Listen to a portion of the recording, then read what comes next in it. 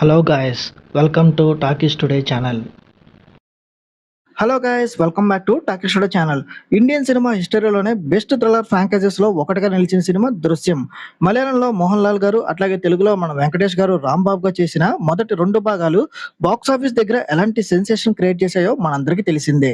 అయితే ఈసారి వెంకటేష్ గారు డేట్స్ కుదరకపోవడం వలన లేదా స్క్రిప్ట్ నచ్చకపోవడం వల్ల పార్ట్ 3 చేయలేదు. సో దాంతో మలయాళం సూపర్ స్టార్ మోహన్ లాల్ గారే స్వయంగా తెలుగులో డబ్బింగ్ చెప్పుకొని రీసెంట్ గా దృశ్యం 3ని థియేటర్లోకి అయితే తీసుకొచ్చారు.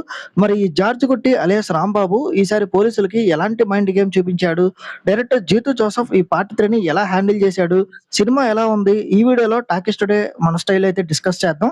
సో ఈ రివ్యూని ఈ వీడియోలో తెలుసుకుందాం. అలాగే మీరు వీడియోని కనుక మీరు ఫస్ట్ టైం చూస్తున్నట్టయితే వీడియోకి ఒక లైక్ చేసి కామెంట్ చేసి హైప్ ఇప్పిస్తే హైప్ ఇవ్వండి, వీడియోకి ఎక్కువ రీచ్ వస్తుంది. ఇలాంటి లేటెస్ట్ మూవీ రివ్యూస్ కోసం మన టాకీస్ టుడే ఛానల్ అయితే సబ్స్క్రైబ్ చేసుకుని పెట్టుకోండి.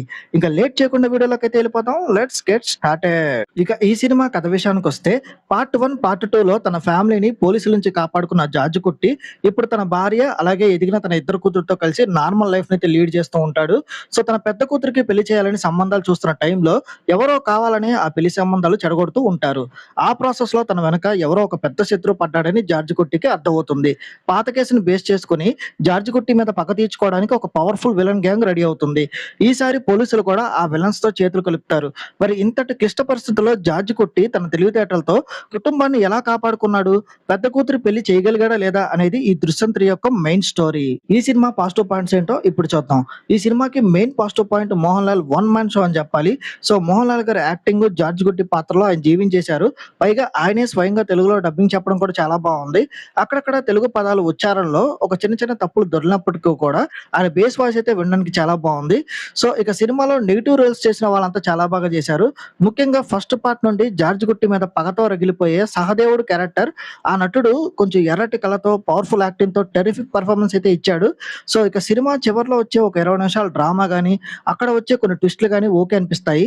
ఈ సినిమా మైనస్ పాయింట్స్ చూసుకున్నట్టయితే దృశ్యం ఫస్ట్ 2 పార్ట్స్ లో డైరెక్టర్ జీతు జోసెఫ్ ప్రతి సీన్ ని చాలా లాజికల్ గా రాసుకున్నారు. కానీ పార్ట్ 3కి వచ్చేసరికి ఆ మ్యాజిక్ కంప్లీట్ గా మిస్ అయిపోయింది. కథలో లాజిక్స్ చాలా తక్కువ. ఫస్ట్ హాఫ్ నుండి ఇంటర్వల్ వరకు కథ అసలు ముందుకు నడవకుండా ఒకే పాయింట్ మీద బోర్ కొట్టిస్తూ ఉంటుంది. సో ఇక ఎప్పుడు తన ఫ్యామిలీని కంటికి రెప్పలా కాపాడుకునే జార్జ్ కుట్టి ఈ సినిమాలో తన ఫ్యామిలీని గాయపరిచే కొన్ని సీన్స్ అయితే ఉంటాయి. అవి చూడడానికి చాలా వైలెంట్ గా అలాగే ఓవర్ డ్రామా లాగా అనిపిస్తాయి. ఆడియన్స్ కి ప్రాపర్ గా కనెక్ట్ అవ్వవు ఆ సీన్స్ అన్ని. ఇక దృశ్యం అనగానే ప్రేక్షకులు ఒక మైండ్ బ్లోయింగ్ ఇంటర్వల్ బ్లాంక్, అట్లాగే క్లైమాక్స్ లో మంచి ట్విస్ట్ లో ఎక్స్పెక్ట్ చేస్తారు. కానీ ఇందులో ఇంటర్వల్ బ్లాంక్ చాలా ఫ్లాట్ గా ఉంటుంది. క్లైమాక్స్ లో కూడా ఎలాంటి కిక్ ఇచ్చే ట్విస్టులు లేవు. పైగా పార్ట్ 4 కోసం బలవంతంగా ఒక క్యారెక్టర్ ని ఇంట్రడ్యూస్ చేసి ఎండ్ చేసినట్టు అనిపిస్తుంది.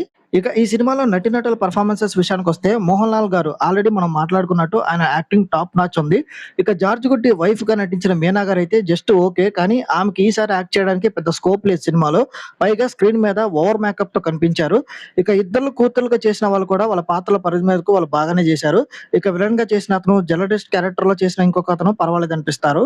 ఈ సినిమా టెక్నికల్ డిపార్ట్మెంట్ చూసుకున్నట్టయితే ఈ సినిమా చాలా తక్కువ బడ్జెట్ లో కంప్లీట్ చేసేసినట్టు తెలిసిపోతుంది. ఫస్ట్ 2 పార్ట్స్ లో ఉన్న గ్రాండియర్ గానీ, విజువల్స్ క్వాలిటీ గానీ ఈ సినిమాలో లేదు.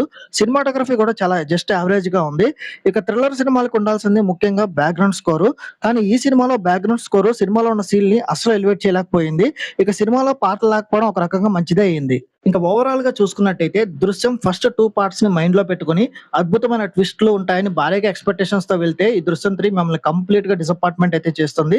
స్క్రీన్ ప్లే ని బాగా సాగదీయడం, లాజిక్ లేని సీల్ తో బోర్ కొట్టిస్తుంది.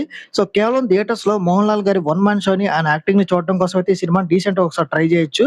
సో ఈ మూవీకి మన టాకీ స్టూడియో ఛానల్ వాళ్ళు ఇస్తున్న రివ్యూ రేటింగ్ 2.5/5. ఇది నా ఒపీనియన్ మాత్రమే. ఈ సినిమాని మీరు ఆల్రెడీ చూసినట్టయితే ఈ సినిమా మీకు ఎలా అనిపించింది అనేది కింద కామెంట్ సెక్షన్ లో మీ ఒపీనియన్ మాతో షేర్ చేసుకోండి.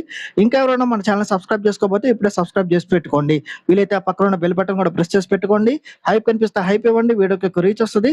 సో ఇలాంటి ఇంకొక మంచి మూవీ రివ్యూ అప్డేట్ తో నెక్స్ట్ మళ్ళీ మీ ముందుకైతే వచ్చేస్తాను. Thanks for watching. జై హింద్.